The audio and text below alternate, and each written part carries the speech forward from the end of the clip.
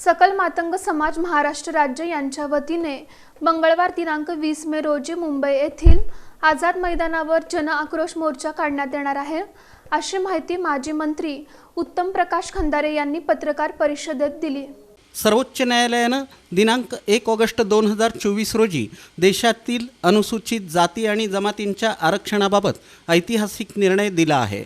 अनुसूचित जाती जमातींच्या आरक्षणाच्या अंतर्गत राज्य सरकारला उपवर्गीकरण करता येऊ शकतं, असं न्यायालयानं या निर्णयात म्हटलं आहे। गेल्या 75 वर्षात महाराष्ट्रात मातंग आणि इतर तत्सम दलित जातींना आरक्षणाचा लाभ मिळाला नाही। आरक्षण वर्गीकरण संदर्भात महायुती सरकारनं न्यायमूर्ती अनंत मनोहर बदर यांच्या अध्यक्षतेखाली न्यायिक आयोग 15 ऑक्टोबर 2024 रोजी नेमला आहे। अद्याप या आयोगानं आपला अहवाल सादर केला नाही।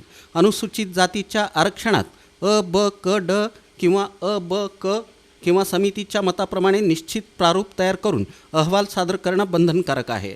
न्यायिक समितीच्या शिफारशीची अंमलबजावणी करून वर्गीकरणाची प्रक्रिया त्वरित राबवण्यासाठी या आक्रोश मोर्चाचं आयोजन करण्यात आलं आहे। तेलंगणा राज्यानं अनुसूचित जातीचं उपवर्गीकरण करून दुर्बल घटकांना शिक्षण आणि नोकरीच्या संधी उपलब्ध करून देण्याचा निर्णय घेतला आहे। यामुळे महाराष्ट्र शासनाला जाग करण्यासाठी मंगळवार दिनांक 20 मे रोजी मुंबईतील आझाद मैदानावर मोर्चाच्या माध्यमातून विविध मागण्यांकडे लक्ष वेधण्यात येणार आहे। बदर समितीनं 2 महिन्यांचा अहवाल सादर करावा। आरक्षण उपवर्गीकरण होईपर्यंत जूनमध्ये होणारी नोकरभरती सरकारनं करू नये किंवा स्थगित करावी। अनुसूचित जातीतील 59 जातींची आजची लोकसंख्या गृहीत धरून वर्गीकरण करावं।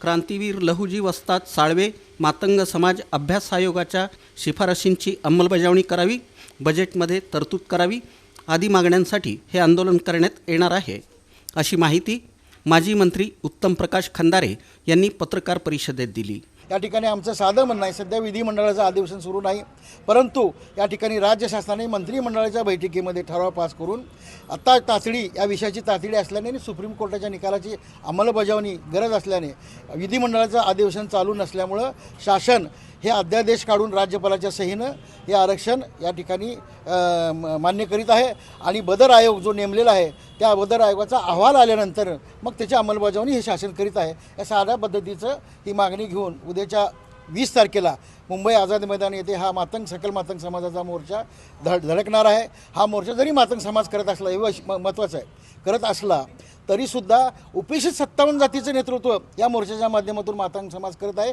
त्यांना न्याय मिळवून देण्यासाठी। आणि म्हणून हा मोर्चा अत्यंत महत्त्वाचा आहे, 57 जातीला न्याय मिळवून देणार आहे। तो मोर्चा या ठिकाणी आपण महाराष्ट्रातल्या जनतेपर्यंत घराघरापर्यंत पोहोचवा। या पत्रकार परिषदेला सुरेश पाटोळे, महादेव भोसले, रोहित खिलारे, TS क्षीरसागर, सुहास शिंदे, गोविंद कांबळे आदी उपस्थित होते।